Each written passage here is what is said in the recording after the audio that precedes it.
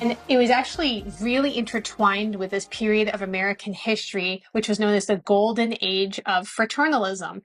Basically, here in America, this rise of clubs and secret societies just kind of took over. From the Freemasons to the Odd Fellows, there were orders that just captured people's imagination and made them feel like they were a part of something bigger than just themselves. So amidst this tapestry of secret societies, a peculiar group emerged in a small town of Pulaski, Tennessee. It's Pulaski, I've actually been there. So I've been to the hometown of the KKK. I didn't realize it at the time.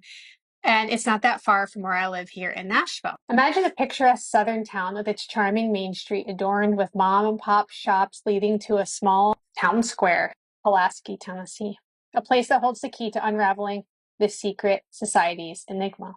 It all began on a fateful Christmas Eve in 1865 when 6 Confederate veterans gathered in Pulaski to birth a society known as the Ku Klux Klan. Yes, the infamous KKK. They were downright strange. They devised a hierarchy with bizarre titles like the Grand Cyclops and the Grand Magi, deliberately avoiding any political or military connotations in the name. And the members, they referred to themselves as ghouls. The name Ku Klux Klan was derived from the Greek word kuklos, which means circle, and the Scottish Gaelic word clan, which was, I'm assuming, chosen for the sake of alliteration. Which I've always wondered, like, what the heck does that name mean? I felt like it had to mean something really evil. The founders drew inspiration from rituals and rules of these 2 defunct orders, the Sons of Malta and Ku Klux Adelphin. These societies, some say, were actually influenced by Mardi Gras traditions in New Orleans and Alabama. The connection to the Knights of the Golden Circle, which was an older and more secretive society that promoted the preservation of slavery, has also been suggested as a possible influence on the Klan. But the founders didn't stop there. They decided to make a grand entrance, disguising themselves in sheets and parading through the streets of Pulaski on horseback, and they caused quite a commotion. But little did they know that this act of showmanship would become the iconic regalia of the Klan. The strangeness didn't end there.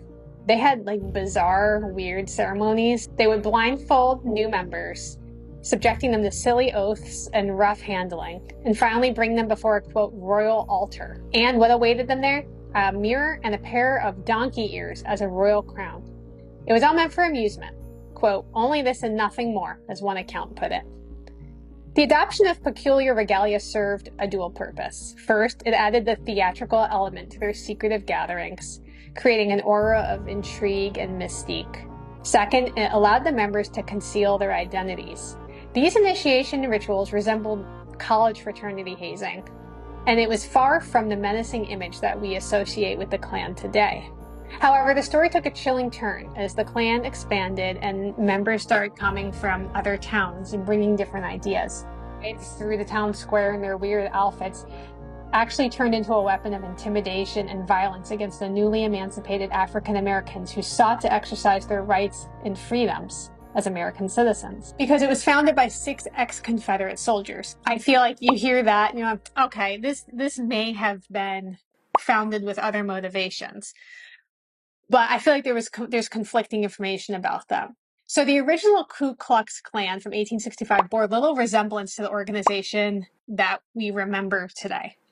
Initially, the Klan didn't don pointed hoods or white robes that later became their iconic attire, nor did they do the cross burnings. That actually didn't happen until the 1915 reboot of the Klan. Their true purpose, people say, remains a mystery, with speculations ranging from carrying on the Confederate cause, which I think is a good assumption, to simply being a group of rowdy troublemakers that were looking for something to do in a small southern town after the destruction of the Civil War. The strange names, the peculiar attire, and the enigmatic rituals would later unveil the dangerous consequences of exploiting societal fears and the power of a group to respond to those.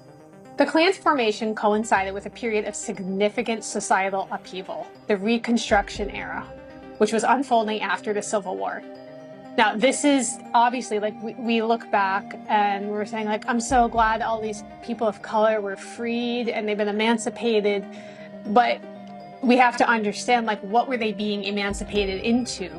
there is a society set up that was not made or prepared to include these people. There are a lot of people who were not happy about it. It's within this tumultuous context that the Klan's intentions and actions began to take a really chilling turn.